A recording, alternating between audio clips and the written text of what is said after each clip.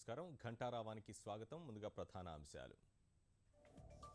విశాఖలో mines equipment services park ఏర్పాటు. పశ్చిమ ఆస్ట్రేలియాతో రాష్ట్ర ప్రభుత్వం ఒప్పందం.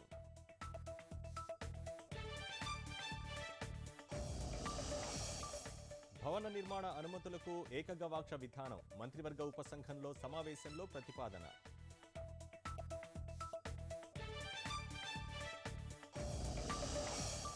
శేఖర్ రెడ్డి నివాసంలో రెండో రోజు ఐటీ సోదాలు. సన్నిహితుల ఇళ్లలోనూ తనిఖీలు.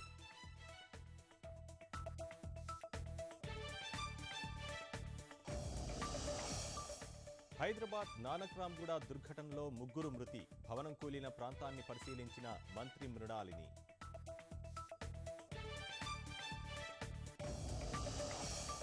మరో 24 గంటల్లో తీవ్ర తుపానుగా మారనున్న వార్త.